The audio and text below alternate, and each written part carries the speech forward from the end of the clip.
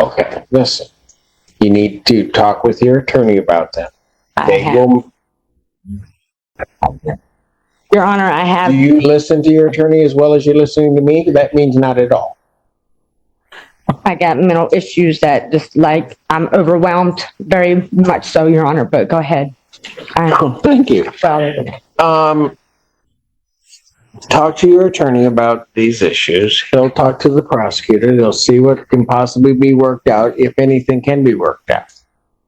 I'm not reinstating your phone privileges. You violated that condition of bond. That will continue revoked. Plus, the judge is skeptical about where the money for any potential bond will come from, given his criminal history and job situation. It's a tough call for the court, and it leaves us wondering, can someone truly... Answer your pocket. I'd be asking to adjourn the probable cause conference 2 to 3 weeks. I'm still, there's still some discovery that's outstanding. I'm told that the prosecutor has that. I should have it very soon. And I would ask to address the condition of bond.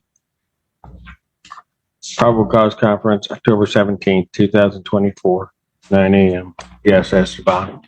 My client is a football player at Community Christian College, and he has, I think, 6 games left in the season. One of those games is in Atlanta, Georgia. One is in New York City. So I'd be asking for the court's permission for him to leave the state to travel to those games. Additionally, I'd be asking for the court to allow either the scram tether to be removed Friday before and then put back on Monday with an ETG test. What's he been doing all season? He hasn't been playing.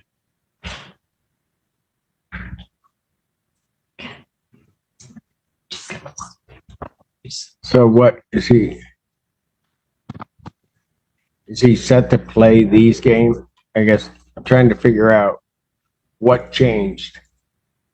He's been getting me documentation to verify that he's on the team.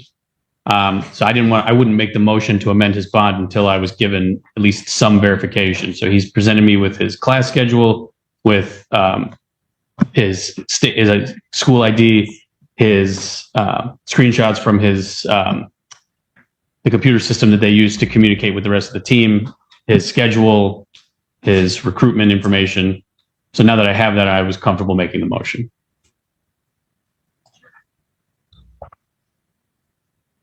I guess I'm just trying to figure out.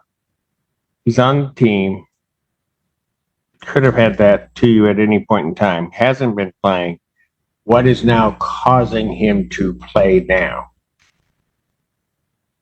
Well, we're asking. I don't understand the question, Judge. We're asking now because now I have the information to ask. He asked me about this weeks ago. I didn't have the verification. So he's been asking for permission to play. I wouldn't bring it to the court until I had independent verification. So he sat out, what, 4 weeks, 5 weeks of the season, has 6 weeks left, and now is going to play. That's what I'm getting at. That's up, whether he's going to play or not is up to his coach, but I'm asking the court for permission so that he can be eligible to do that. Okay. Can I respond, Your Honor? Yeah, go ahead. Thank you, Your Honor. As the court can see from the phone, this is an OWI causing death case, so it appears to the people that the defendant is at liberty at all and has a scram tether is frankly quite a gift, given the facts of the case and the circumstances surrounding it. Your Honor, the people are opposed to any removal of that scram tether at this time. It does not seem appropriate to allow the defendant to do that. We would ask the court to deny this request.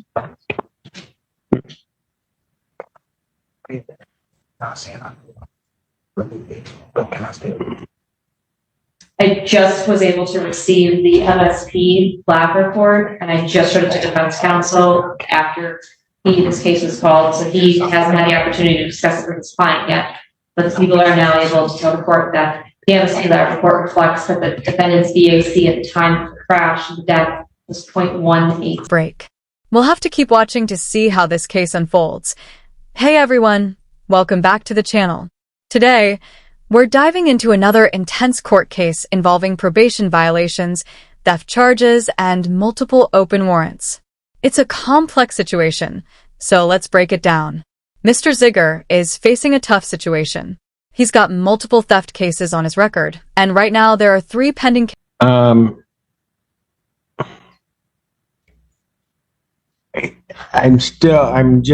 just am trying to understand.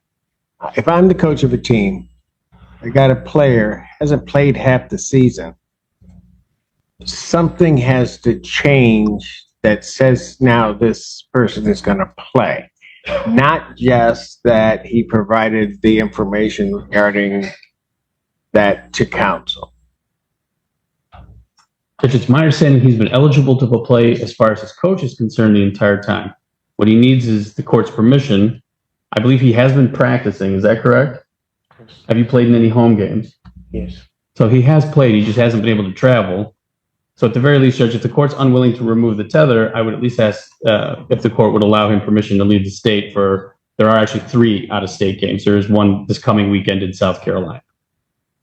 I may allow him to leave the state. I'm not removing the tether. I may allow him to leave the state, but I'm going to have to see a schedule. So understand this. I'm going to deny the motion. However, counsel, I would allow him to leave the state to play. Judge, I can show the court a copy of the schedule right now. I'm not going to do it right now. Prepare me an order with the dates that he's leaving. Get prosecutor to stipulate to those being the dates on the football schedule, and the court will sign off. Thank you.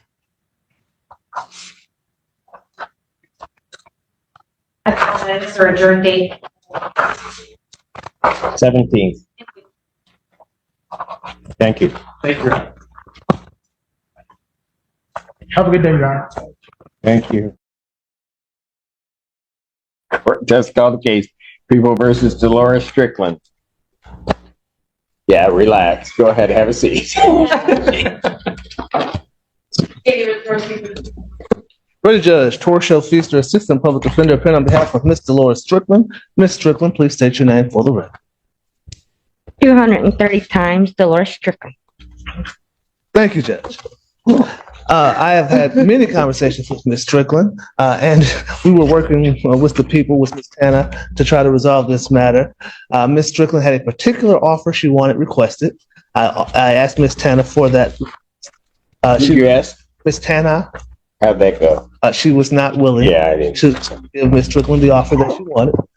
Then I sent Ms. Tanha the mitigation letter just to make sure she had it, because Ms. Strickland wanted you to have it and Ms. Tanner to have it. I told her this was not the point for Your Honor to have a mitigation letter, but I did make sure Ms. Tanha had it.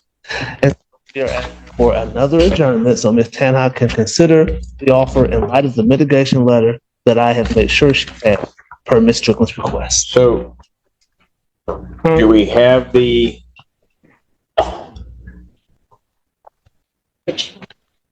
And also, can we do that as soon as possible? Because I've been in here, Your Honor, 230 days today, and I've got absolutely nowhere. And I also sent you the mitigation letter and a letter in the mail just recently. So you'll probably get that too. Okay. I know you've been in a while, but I also have 3 cases. So that may be part of the problem. Altogether, from what I understand, If I might, Judge, Ms. Strickland is hoping for a resolution that will not include any type of probation. Oh. And that is not what is being offered at this time. And that is going to possibly be a hang-up to resolve this matter. And Your Honor, I told him that I would maybe consider it. It depends on how long it would be. But however, I do have family in Florida, that Tallahassee, the hurricane, things like that I really need to get out to see if they're even alive or what happened to them, because I can't find nothing out in here. And I talked to them through Messenger. That's the way I stay in touch with my family. And I know they got hit. I just don't know how hard. And I can't get no information because the only person that